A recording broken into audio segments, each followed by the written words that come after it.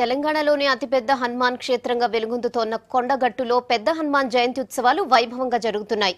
ఇప్పటికే వివిధ జిల్లాల నుంచి వచ్చిన లక్షలాది మంది భక్తులు స్వామివారిని దర్శించుకున్నారు. మాలధారులైన హనుమాన్ స్వాములతో ఆలయం కిటకిటలాడుతోంది. కొండగట్టు నుంచి వెంకటేష్ మరిన్ని వివరాలు అందిస్తారు. Venkatesh, over to you. జయంతి ఉత్సవాల సందర్భంగా కరీంనగర్ జిల్లాలోని కొండగట్టు పుణ్యక్షేత్రం కాషాయవర్ణంగా మారింది. ముఖ్యంగా శ్రీరామ భక్తులైన ఆంజనేయుడు కొలువుదీరిన ఈ క్షేత్రానికి ప్రతి ఏటా కూడా 2 సార్లు హనుమాన్ జయంతి ఉత్సవాలు జరుగుతాయి. ముఖ్యంగా చిన్న హనుమాన్ జయంతి జరిగిన నెల రోజుల వ్యవధిలో పెద్ద హనుమాన్ జయంతి కూడా వస్తుంది. ఈరోజు పెద్ద హనుమాన్ జయంతి సందర్భంగా వేలాదిగా భక్తులు స్వామివారిని దర్శించుకుంటున్నారు. ముఖ్యంగా హనుమాన్ భక్తులైన మాలధారణ ధరించిన భక్తులు కూడా ఈరోజు కొండగట్టును దర్శించుకొని మాల వితరణ కూడా చేస్తుంటారు.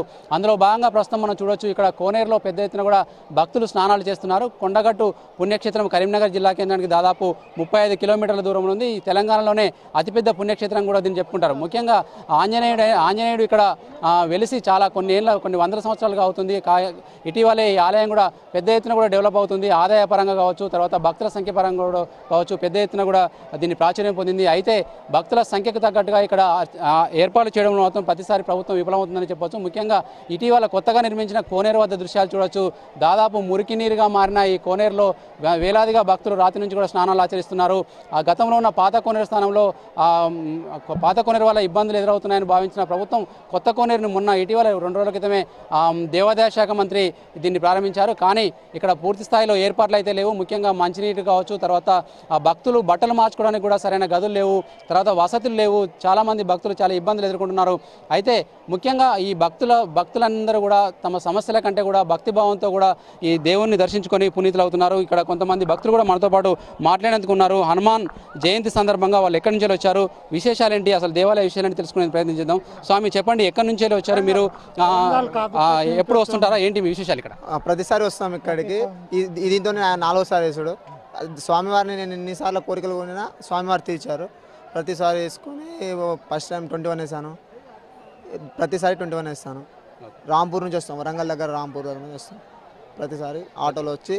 మరో భక్తులు ఉన్నాడు. స్వామి, చెప్పండి, ఇక్కడ ఏర్పాట్లు ఎట్లా ఉన్నాయి, మీరు ఎక్కడి నుంచి వచ్చారు, ఏంటి విశేషాలు? ఇక్కడ కాజుపేట నుంచి వచ్చినాం స్వామి. ప్రతి సంవత్సరం 41 ఎత్తాం స్వామి. హనుమాన్ దీక్షకు మంచిగానే అనిపిస్తుంది స్వామి. మాకు కోరికలన్నీ అంగీకరిస్తారు. ఎట్లా ఉన్నాయి ఇక్కడ సమస్యలు ఎట్లా ఉన్నాయి, మీకు సౌకర్యాలు బాగున్నాయా? సౌకర్యాలు అంటే మంచినీళ్ళు అవి ఇవి ఉండాలి స్వామి. మాకు ఇక్కడ టెంపుల్కు మంచిగా భక్తులకు కూడా మంచిగా అన్ని కోరికలు అంగీకరించాలి. గవర్నమెంట్ ఇట్లా అన్ని చర్చలను తీసుకోవాలి స్వామి. స్వామి, మీరే కంచెలు వచ్చారు. ఇక్కడ కొండగట్టులు ఎట్లా ఉంది? కొండగట్టు ఇంతవరకు అయితే మంచిగా ఉన్నది.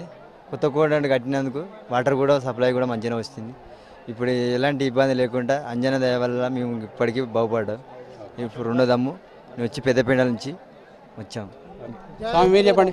సిద్దిపేట నుంచి వచ్చినాం స్వామి. ప్రతి ఒక్కసారి వస్తాం. ఇప్పటికి 13-14 సంవత్సరాలు అవుతుంది రాబట్టి. కానీ సౌకర్యం లేదు ఇక్కడ. జర ముఖ్యమంత్రి గారు ఏదైనా సుశాంతి జర ఇక్కడ మంచిగా చేయాలి. భక్తులకు ఇబ్బంది అవుతుంది. వాటర్ జర మంచిగా లేవు స్వామి. జర ముఖ్యమంత్రి గారు దయదలిచి ఇక్కడ కొండగట్టును జర మంచిగా చేయాలి.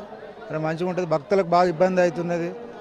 జర ఏం లేవు, నీళ్ళకు దానికి దీనికి జర ఇబ్బంది అవుతుంది. ముఖ్యమంత్రి గారు దయదలిచి ఆయన జర మంచిగా చేయాలని కోరుతున్నాను. ఓకే, ఇది భక్తుల మనోభావం ఏంటంటే ఇక్కడ ముఖ్యంగా తెలంగాణ రాష్ట్రం వచ్చిన తర్వాత ఇక్కడ సౌకర్యాలు మెరుగుపరచాల్సిన అవసరం ఉందని చెప్తున్నారు. ముఖ్యంగా కరీంనగర్ జిల్లాకు సంబంధించి అతిపెద్ద పుణ్యక్షేత్రంగా బాసిల్లుతున్న కొండగట్టులో భక్తులు వేలాదిగా వస్తుంటారు. ముఖ్యంగా 2 సార్లు జయంతి కార్యక్రమాలు జరుగుతుంటాయి. అదేవిధంగా పక్కనే వేములవాడ క్షేత్రం ఉండడం వల్ల అక్కడికి వచ్చిన ప్రతి భక్తులు కూడా కొండగట్టును దర్శించుకుంటూ వెళ్తుంటారు. కాబట్టి పెద్ద ఎత్తున ఇక్కడ ఏర్పాట్లు చేయాల్సిన అవసరం ఉందని చెప్తున్నారు. అదేవిధంగా ఉదయం నుంచి కూడా స్వామివారికి ప్రత్యేక పూజలు అర్చనలు జరుగుతున్నాయి. ఈరోజు రాత్రంతా కూడా ఈ కొండగట్టుకు సంబంధించి పెద్ద హనుమాన్ జయంతి వేడుకలు జరుగుతాయి. ఇది కొండగట్టులోని ప్రస్తుతం తాజా పరిస్థితి. ఓటు